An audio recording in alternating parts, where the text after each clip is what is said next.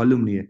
दुनिया में जो वॉल्यूम होता है ना, बहुत ज्यादा जो ट्रेडिंग होता है, इसी करेंसी में होता है। US dollar, euro, Japanese yen, GBP, मतलब ब्रिटिश पाउंड, ऑस्ट्रेलियन डॉलर और कैनेडियन डॉलर, हर स्विस फ्रैंक, ये सारे करेंसी है मेजर। वैसे तो बहुत सारी करेंसी आपको वहां पे मिलेगी, लेकिन ये करेंसी मेजर करेंसी है।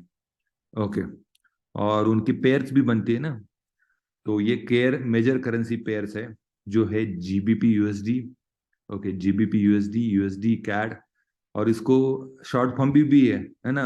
आप जीबीपी यूएसडी करते हैं तो उसको शॉर्ट पे द केबल बोलते हैं ना, केबल में ट्रेड कर रहा हूँ मैं, केबल ट्रेड कर रहा हूँ। यूएसडी कैड है, कैनेडियन डॉलर तो लोनी बोलते हैं, लोनी में ट्रेड कर रहा हूँ। और यूएस ऑस्ट्रेलियन डॉलर और अमेरिकन डॉलर ट्रेड करते तो ऑशू बोलते हैं।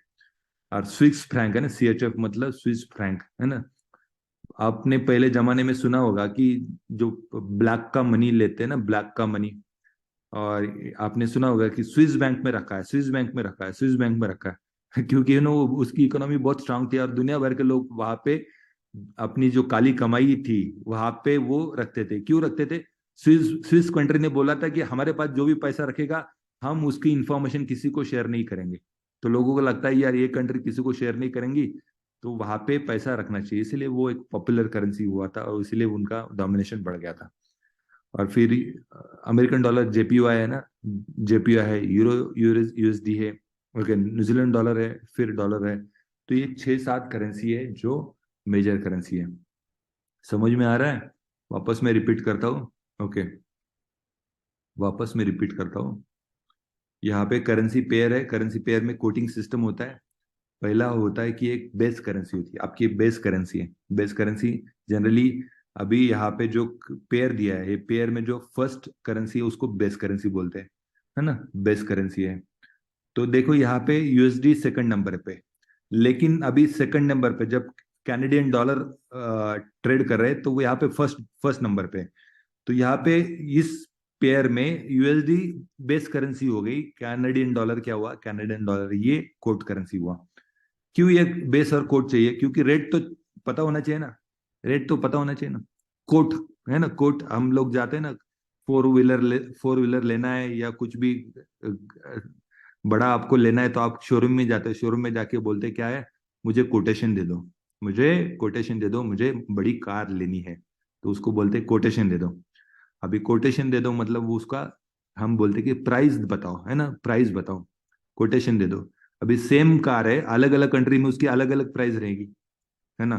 सेम कार है लेकिन अलग अलग कंट्रीज में अलग अलग प्राइस रहेगी, क्योंकि उसकी इकोनॉमी अलग है, उसकी इकोनॉमी अलग है। तो इसीलिए उसको बोलते कोट है। अभी यहाँ पे दिया है मैंने।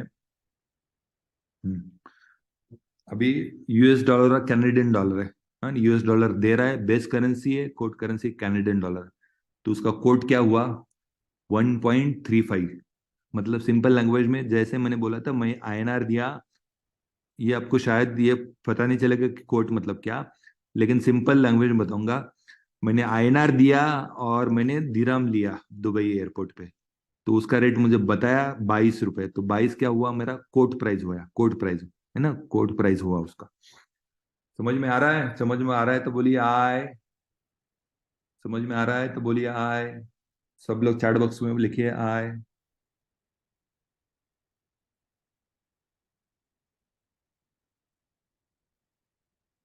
आकाश बोल रहे हैं आय, जानवी बोल रही है आय, जयदीप है, शाहजी है। ओके, सबको समझ में आ रहा है ना, सबको समझ में आ रहा है। चलते सिंपल, हमें कॉन्सेप्ट में क्लियर करो। अभी तो हमें बहुत सीखना है, बहुत सीखना है। 12 वीक में आप बहुत सीखेंगे और उसके बाद भी मेरे साथ रहेंगे, उसके बाद भी आप बहुत सारे सीखेंगे, लेकिन मैं बेसिक बेसिक चीजें सीख रहा हूँ जो